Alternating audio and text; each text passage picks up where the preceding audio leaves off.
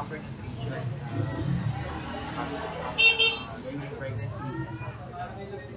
So dito yung sa proper nutrition natin. So alam naman natin na pagkain o mga fluids natin na feed natin pagpalakas ng katawan natin. So kailangan talaga natin siya when it comes to pregnancy.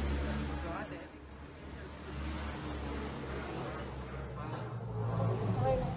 pregnant ako. Actually, kahit naman hindi tayo pregnant, pwede natin siya i-take. Ito yung most advisable na especially ikaw na pregnant. So, ito ating mga essential foods na sana maraming veggies na. Tapos, fruits. Ito ate, ano ba yung madalas mong fruit na kinahihili ka? Ubas. So, siguro ano pa, when it comes sa ubas, mas na natin natin medyo hinog. Kasi medyo ano siya, complicated pag sobrang hinog yung ubas. Pwede ka magka-GDM, yung gestational diabetes. So, masama din siya pag sobra. Nasabi natin na pag sobra, masama din. So, good things. Dito, hindi dapat mawala yung mga carbohydrates kasi essential sa daily activity mo.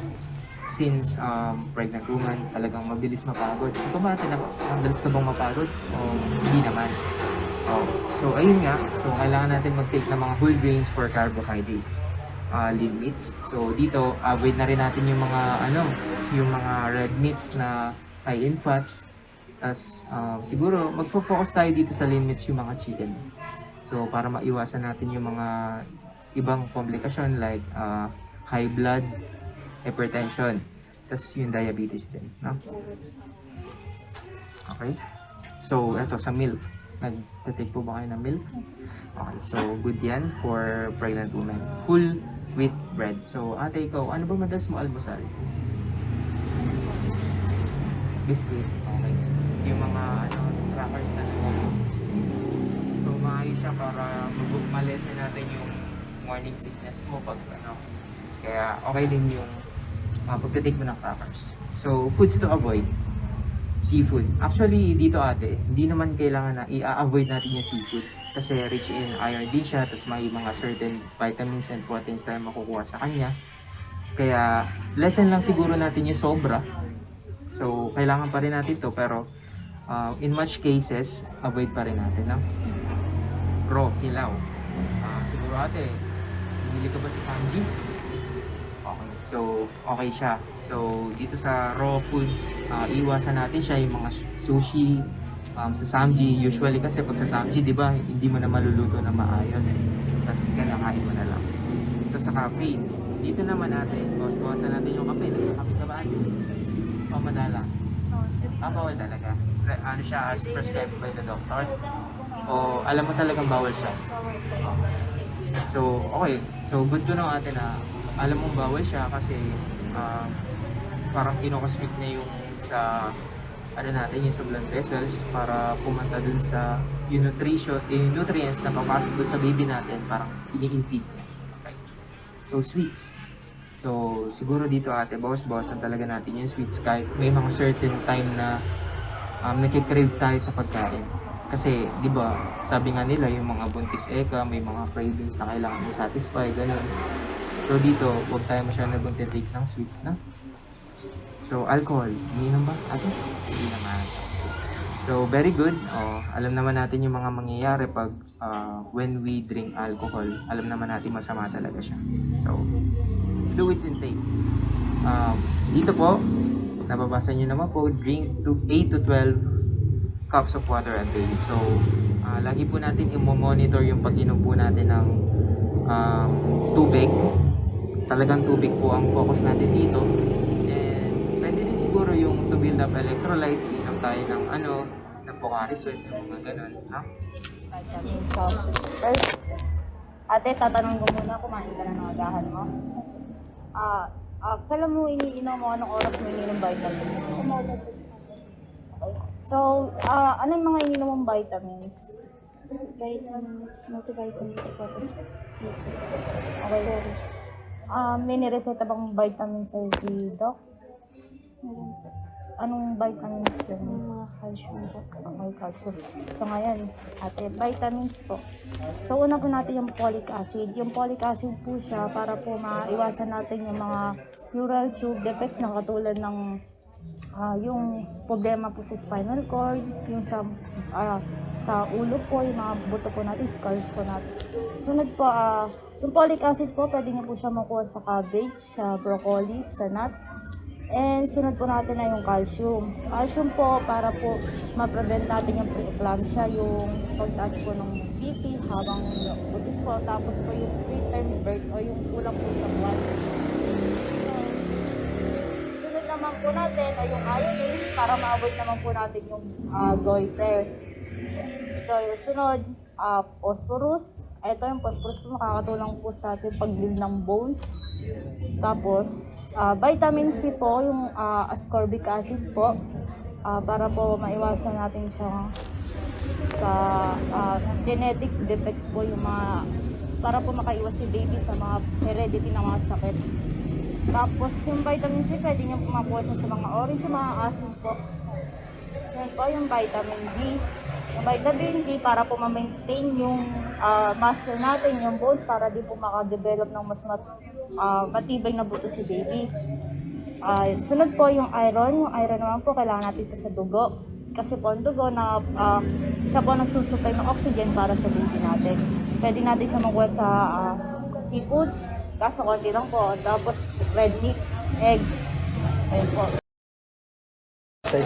So, bali lahat naman po ng mga ginagawa natin na pang-araw-araw ay chores po is nakakatulong po sa pagbubuntis po. So, unahin ko na lang po is yung yoga. Pag nag-yoga po kasi tayo, mas na-enhance po yung breathing styles natin na nakakatulong po pa nag-labor na po tayo. Para po siyempre yung distraction po na tinatawag. Kunyari po, may masakit po siyempre pag nagle-labor na po masakit po, di ba? Tapos parang madidistract ka po dahil yung breathing style mo, mas doon po napopokus yung sarili mo na mag-inhale and exhale ka po, ganun. So, sa swimming naman po, mas nare-relax ka po kasi siyempre panisiswimming po tayo, na-enjoy po natin, nakakawala po ng mga stress and anxiety po. And also yung walking po, na nakakatulong rin po para hindi po tayo mahirapan ilabas po yung baby pag manganganak na po tayo. So, add ko na lang din po yung yung Kegels exercise. So, bali ganito po siya ginagawa. Parang ganyan po, then up down lang po yung pelvic po para mas ma-enhance po yung muscle natin sa pelvic para mas hindi po tayo mahirapan mag-push ng baby pag manganak na po. So, meron pa pong isa yung parang pwede nyo pong gawin po bago kayo matulog, ganun. Nakahiga lang po, then parang nagbabike lang po kayo sa air. Pero nakahiga lang po. So, yun po. Ang next naman po, sa diet naman po or yung sa mga yung daily na kinakain. Bukod po dun sa mga foods na essential at foods to avoid. Ang una po dito is yung high protein. Sa high protein po, kailangan po siya ng mga preggy or kahit naman po hindi po siya mga preggy na babae, kailangan po ng high protein para po ma-maintain yung energy. Para hindi po agad-agad na napapagod sa mga ginagawa. Then, yung sa high protein po, may makukuha po natin yun dun sa mga chicken, na meat, white meat, ganun po. Then, sa mga fruits and vegetables. Then, add ko lang po is yung sa may tikal or yung sa may calorie po na kailangan tinitake kapag ka po pregnant. Ang average po kasi niya is 1,200 per day. Pero, kapag ka po pregnant, mag-a-add po ng 100. So, ang average na po na dapat tinitake is 1,500 na po. Next naman po sa diet, low sweets. Meaning po nun is yung, hindi naman po siya i-avoid or hindi naman po natin iiwasan na kumain po ng matatamis kasi kailangan pa din naman po ng body natin yun para ng energy. Bawasan lang po natin yung mga sweets kasi nga po, as mentioned po dun sa kanina, meron nga pong na-develop na gestational diabetes or yung pagkakaroon po ng diabetes kapag ka po breast. Yun po, low sweet. Ang iwasan po natin is yung mga candy, mga cake, mga pastries po na sobrang tamis. Pero pwede pa naman po siya, minsanan lang. Then less sodium. Mahilig po ba kayo sa chichirya, ganun po, sa mga noodles, yun po. Good po siya, which is na prevent po yung pagkakaroon ng mga urinary tract infections o kaya mga kidney problems po. Then, naiwasan din po siya para ma-develop yung cancer kasi nga po pagka po more sodium yun po, nagkakos po siya ng cancer. So, yun po yung tatlo na diet na kailangan po natin. Then, sa rest and sleep naman po, ilang hours po kayo kadalasan po nakakatulog? At per 6 hours lang po. Pero maaga po ba kayo nakatulog or late lang? Late po. Ano pong factor bakit po late po kayo nakatulog? Nahihirapan po ba kayo matulog or may ginagawa? Nahihirapan po kayo matulog? So, ang recommended hours of sleep po ng pregnant is 7 to 9 hours each day. Pero since nakaka 6 hours naman po kayo, then nagtutulog po din po kayo sa tanghali pag wala po kayo. Pwede nyo naman po siya mabawi sa nap afternoon po. Magnanap po kayo sa afternoon para po ma-obtain nyo po yung 7 to 9 hours. Nakaka-help po kasi yung enough sleep para po ma-retain din po yung energy, para hindi po kayo mabilis mapagod, and then para po hindi po ma-stress dito yung isa. So, yun po yung nutrition. Bibigay po namin to sa inyo para po meron din po kayong power.